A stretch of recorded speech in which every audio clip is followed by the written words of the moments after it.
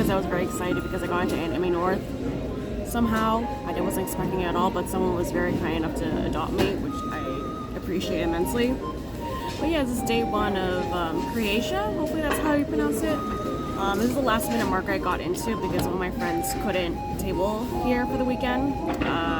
They weren't feeling that well. It just sucks because I don't have that much things that are in stock because I wasn't prepared to table at this event, so I have some stuff that's like either out of stock or like literally only have one more left. So thankfully I've already placed a restock for stuff for the Toronto Game Expo, so hopefully I'll have a lot more stuff in stock by then. And since I got into Anime North, I have to really merch grind because I wasn't expecting to get into it at all this year just because my luck has been terrible this year. But I was kind of like leisurely, just like, you know, just relaxing, just doing what I can to like draw in the meantime. But since I got to Anime North, I'm like, oh crap, I probably should, you know, make new stuff for it. So I'm a little behind on that, so sorry it's tilted weird because the way that my table's set up behind here, I can't really prop it up on anything. I just want to say, really exciting news. Just got into Icon, which is awesome. What's happening this weekend? First, I got adopted for Anime North, and now I get into another con. Like, I was just experiencing so many rejections after rejections. So all these acceptances is so relieving. I am so happy that things are kind of turning up now. So I'm very excited. And the only thing. It'd be really awesome if I can also get into Animethon as well, since I'm still waiting on the results for that. Anime NYC as well. I'm a little iffy about that one because this whole vague gestures of traveling to the US is kind of weird right now, so I'm not gonna be that bummed up if I don't get into that, but so far my con schedule is looking a little bit more filled out now, so I'm very excited for that. Good morning, it's day 2. I probably look even worse than I did yesterday because we sprung forward an hour because of daylight savings time, so I lost an hour of sleep, but what can you do? Oh, something funny I forgot to mention yesterday is because I'm covering for a friend, the event actually was really cool enough to make custom badges for all the artists, but because I was kind of last minute, her badge it belongs to her technically, but and so I just put my own C-Friend sticker on it because might as well. But yeah, day 2, I would say in terms of day 1, it kind of felt similar to Jingle Bam. I would say maybe a little bit better than Jingle Bam. Maybe there's a bit more traffic, more people, but not necessarily people who are buying a lot of stuff, so it's kind of be expected. I mean, it's March, it's cold as well, and this month is pretty busy for events in general, so people could be saving their money for those events because I think next weekend is Toronto Comic Con, and then a week or two after is Toronto Game Expo, so people could be saving their money for those events. I also did a walk around since I'm pretty much the first one here, so it's kind of empty right now, and a lot of people's displays are kind of covered up right now, but that's probably the easiest way for me to record footage without bumping into anyone.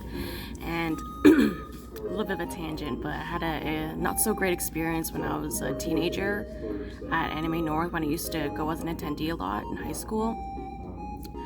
And basically what happened was I was kind of interested in vlogging at that time when I was in high school, but the issue was that I really didn't know what I was doing, so my friend just let me borrow his video camera to use for the weekend.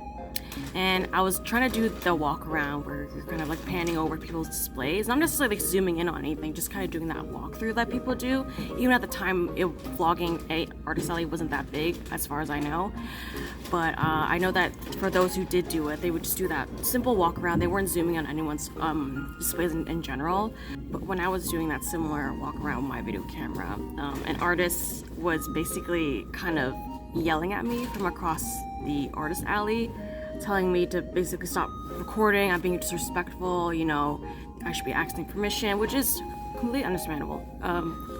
You know, just preface, I was a teenager at the time, I was 16, I was a minor, ignorant, immature, you know, that kind of thing. I saw a lot of growing up to do, so I recognized that a lot of what I was doing was rooted in ignorance, and I fully acknowledge that. But I feel like if someone is doing something wrong, I feel like the most mature way you can tackle it is by personally approaching the person and just being like, hey, you're doing something that's not respectful, please ask permission, you know, things like that. Thank you. Because if you have the audacity and the courage to yell at an attendee, a random stranger, that they're being, uncordial, maybe they're being in play, maybe they're being disrespectful, I feel like you should have the decency to approach the person, pull them aside, and just be like, hey, I know that you're probably doing this for a vlog or whatever, but it would be cool if you would ask first. I think that's the most polite way to put it, instead of just yelling at someone from across the distance, because you have to realize that you're putting that person in a really awkward position, especially if it's, they don't know better, right? So I think it's always good to always approach things, to give people the benefit of the doubt, basically. That kind of soured my experience because it felt humiliating, right? Like when you're being put on blast in front of all these other artists and also other attendees who were also in the hall. It was during the day too. And I felt so embarrassed that I didn't want to go to Artist Alley for the rest of the day, just because of that experience. And even if I did, I would purposely avoid the aisle, the person who kind of berated me, basically. So ever since then, if you notice that my footage is kind of really quick and maybe a little bit sporadic, that it's because of that reason, where I'm kind of still living in that experience of being afraid that an artist is going to be very upset that I kind of recorded their booth without asking, quote unquote.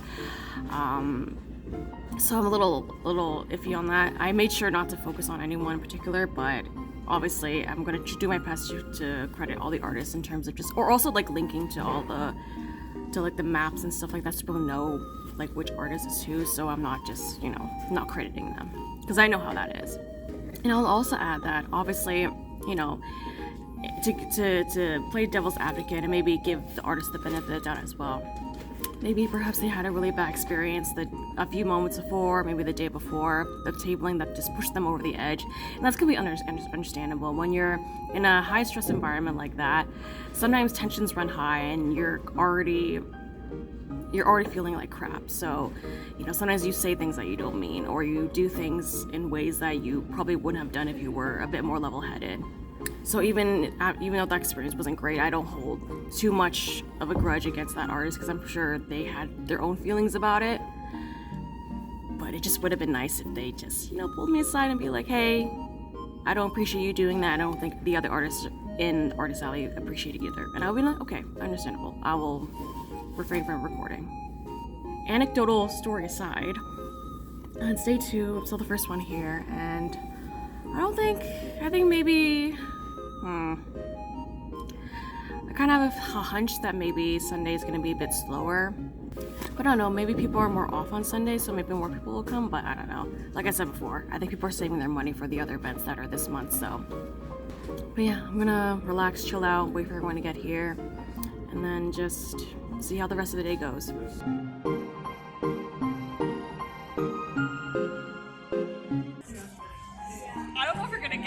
Oh, it's Palday, you're not gonna get it. It's Palday! This thing can transform into anything. Ditto. Yes. Big flower thing from the Kalos. I know what it is. I don't know what Florges or whatever. Yeah. Okay. Another flower, Gen 3. It has arms for flowers. Oh, Blossom? No, that's Johto. I don't know, bro. Third gen as well. It's based on a catfish. Oh, wish cash? Yeah. Okay. Fighting is pulling up its pants. What is it called again? Some S. Oh, I don't got it. Suspicious. Imposter. That's Among Us, but that's not a Pokemon. Is it though? Oh, Among Us! Alright, here's the Creatia debrief. Overall, I think one of the strongest aspects that the organizers of Creatia have going for them is their marketing and branding, which is understandable given that the organizers and volunteers are art students or graduates, so that's cool. It's bold, it's identifiable, and their mascot is really cute too.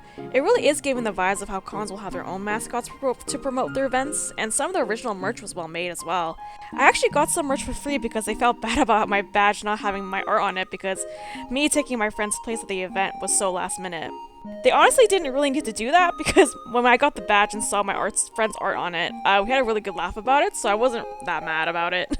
The traffic is what you expect from a smaller market, but because it was kind of cold that weekend, it wouldn't surprise me if that impacted the number of folks who came to check out the market. And the location itself, it wasn't bad, but it does feel a bit out of place because it's midtown and the street it was on was mostly residential, so you'd basically have a small gallery space in the middle of it. I feel like you have to do a lot of promoting since it's not like it was on a busy street where people are constantly walking by and will check it out of curiosity. So a part of me regrets not just Ubering there with my stuff because despite it being like 10 to 13 minute walk from the subway station, part of the street it was on an incline, so dragging a very heavy suitcase up an incline was very difficult. I was definitely smarter about Ubering home because on top of tearing down on that last day, I was really freaking exhausted, and it only took a few steps out of the gallery for me to be like, yeah, no, this is not happening, I'm getting an Uber. In terms of profits, I definitely made table back after the first day, which is always the best case scenario when tabling, and there weren't any other expenses I spent going into the event since I didn't have time to restock anything. So the rest of day 1 and all of day 2 was just profits, but even then, it wasn't really anything to write home about, though it is what I expected from a smaller event. I'm hoping Toronto Game Expo will be as good as it was in November last year, because that was basically Anime North on a Friday for me. But with Toronto Comic Con being last weekend at the recording of this video, I'm tempering my expectations, so I don't know if it's going to be as good as it was in November. I think cons in general being in the colder seasons typically don't do as well as summer cons. All in all, it was a fun event, even if most of it was spent playing games with my table partner and friend, Senna. And I might be interested in tabling another event from Mutual Artists Network if it's in the summer, because I find it that people don't really spend much in the first quarter of the year, which makes a lot of sense because it's we're coming back from the holidays and then tax season and all that fun adult stuff. As for my next events, there's Toronto Game Expo, which is coming up, and then there's Anime North in May. Also, speaking of events, not pertaining to me, but 2 of my friends got off Anime Expo waitlists, and you should visit them and give them all your money if you're going. Anyway, that's all for this video. Thanks so much for watching, and I'll see you in the next one. Bye!